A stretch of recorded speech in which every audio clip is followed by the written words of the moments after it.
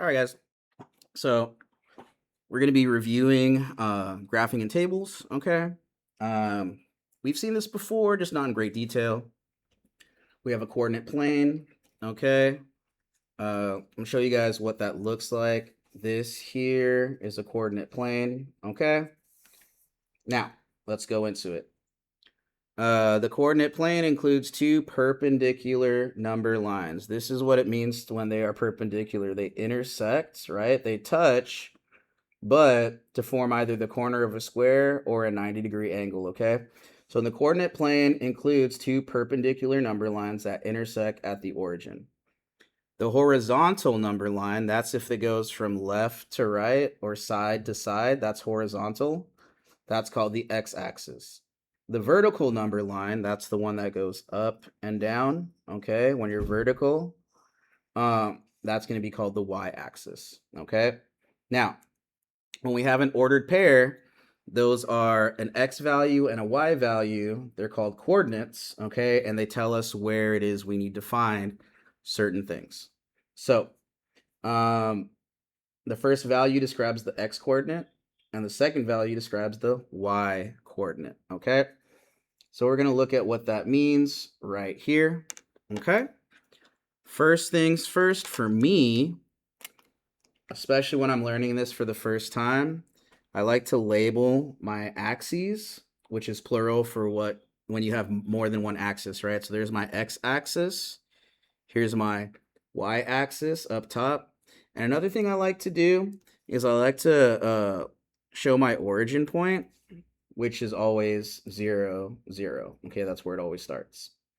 Now, we need an ordered pair. An ordered pair, they say, is written as x, comma, y. To find our ordered pair for the circle, we're going to look at our coordinates. So we're going to start here from 0, 0. And we always start at x. I see that it stops at 2 and goes all the way up to 8. So my coordinates for my circle is going to be 2, 8. I'll do the same thing for my triangle. My triangle is over here, so my x coordinate is 8. My y coordinate is 5. For the square, I go all the way to my 9, and then all the way up, also to my 9. So my x coordinate and my y coordinate share the same value of 9. Hexagon, that's going to be this guy right here, okay? It's a 6-sided shape. I'm going to go 1, 2, 3, 4. 1, 2, 3. Pentagon, that's my 5-sided shape. 1, 2, 3. 1, 2, 3, 4. Trapezoid, that's this guy way over here. All right. My x coordinate has it on 10. And my y coordinate has it on 4. If I go up 4 and then we meet and we intersect right here, I'll intersect at 10, 4. Now my rhombus is this guy right here. My x is going to be 0 because it's not moving anywhere horizontally, but it is moving vertically 5 spaces. So that's really it as far as how to identify ordered pairs, okay? Now, there are two ordered pairs that are very, very close together, or they're similar, right? And that's going to be the hexagon and the pentagon, right? They're really, really similar.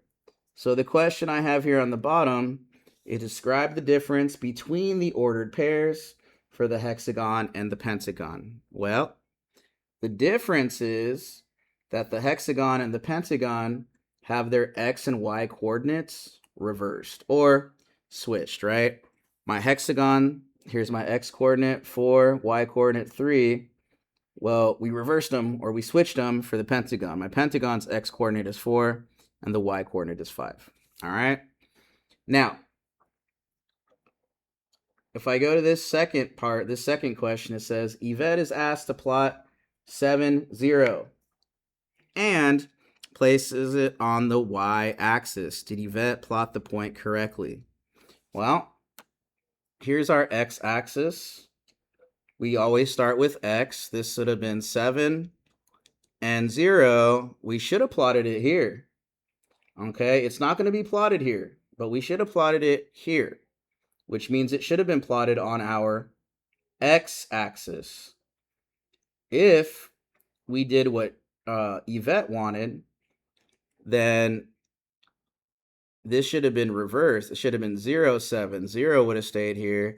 7 would have brought us up on that y-axis. So, did Yvette plot her point correctly? She did not.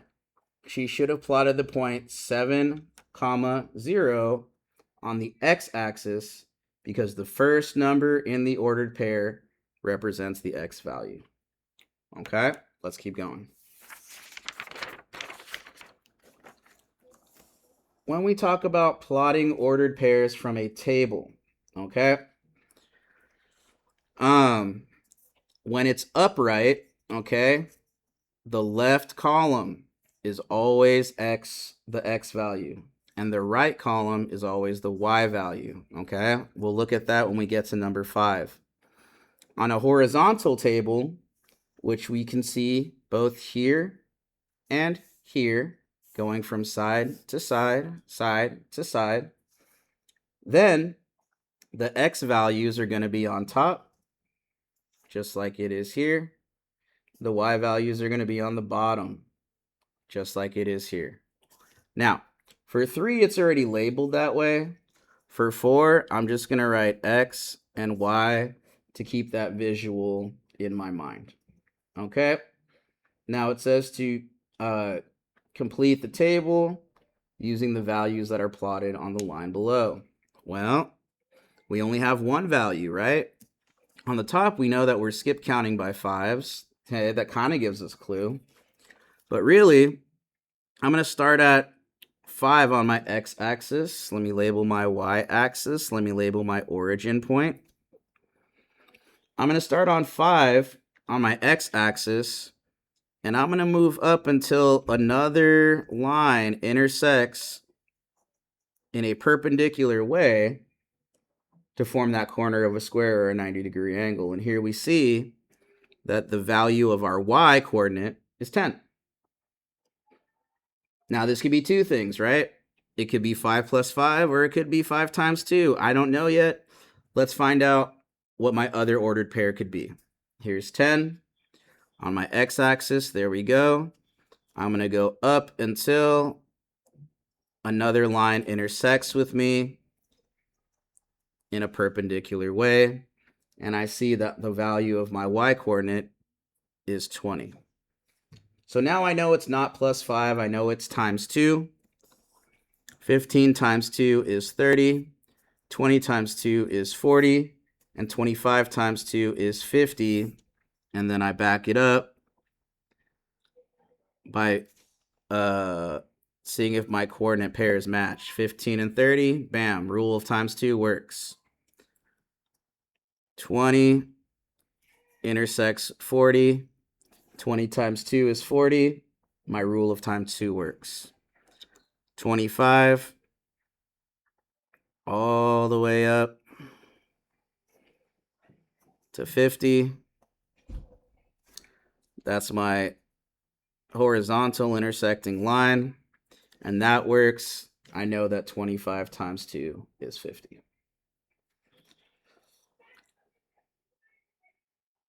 All right, let's work on this number 4, okay? There's a couple things here. It has some information, but it's also missing a lot of information, okay?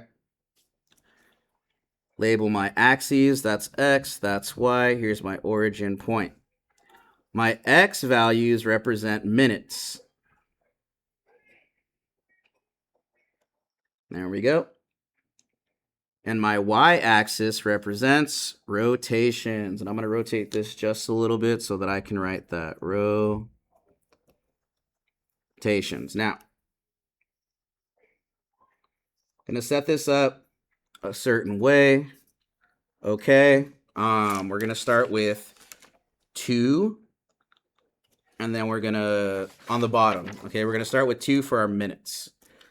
There you go. 2, 4, 6, 8, 10, 12, 14, 16, 18, 20. And on the side, we're actually going to start with 6 and then skip count by 6, okay? Here we have 6, 12, 18, 24, 30, 36, 42, 48, 54, and finally we get to 60. Okay, now we're literally just plotting our coordinates, okay? So our first coordinate is gonna be 3 and 12. So 3 is gonna be in the middle of 2 and 4. I'm gonna go up here. That intersecting line is 12. Plot my dot. I'm good to go. We're gonna do the next one, 6 and 24. Start at my 6, intersects at 24. Plot my dot. Next, ready for the next coordinate pair. 9 and 36. 9 is going to be in between 8 and 10. And I'll go all the way up to 36. There's my perpendicular intersection. Bam, just like that. Next one is 12 and 48. Those are already on lines for us, so that works. Plot my dot. Lastly, 15, which is between 14 and 16, is going to go all the way up to 60,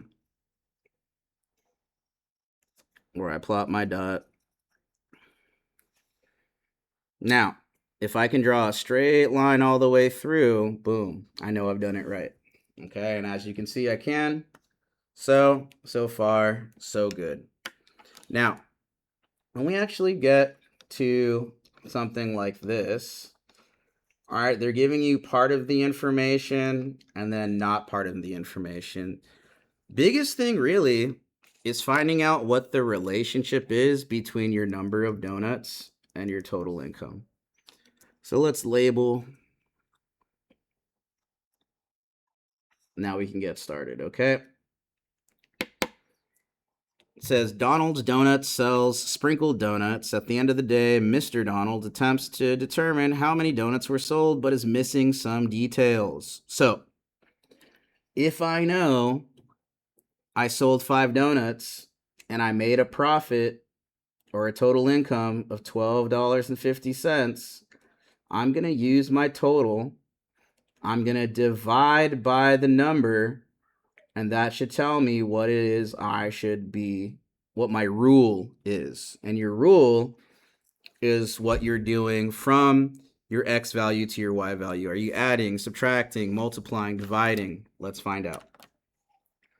So if I take my $12.50 and I divide it by my 5. I know 5 can fit inside of 12 twice. That's going to give me 10. 2, decimal, drop the 5. 25, or 5 goes into 25 5 times. Bring down your 0. That's a 0. So that means that each donut is worth $2.50. So I have to times 2.5. So if we do 7, 2.5 times 7, that's going to be 5, 3, 14, 17, drop your decimal, 17.5. You can add the 0 if you like. When we get here, we're going to divide 20 divided by 2.5. And that's actually not that bad. We'll do 20 divided by 2.5. Whenever that happens, you take your decimal and you scoot it to the right. But what you do on the outside, you do the inside. Bam. How many times can 25 fit inside of 200? How many quarters make $1? 4. How many quarters make $2? 8. Easy peasy. 12 times 2.5.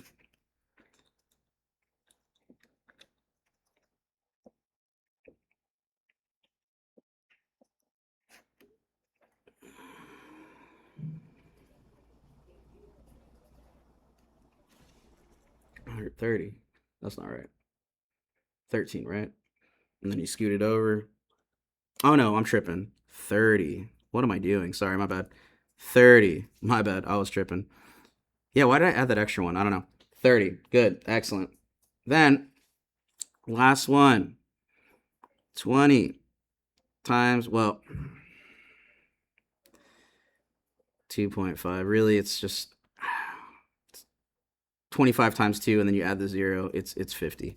All right, it's not that hard. Now, we did that part. Then they want you to graph it. So let's graph it.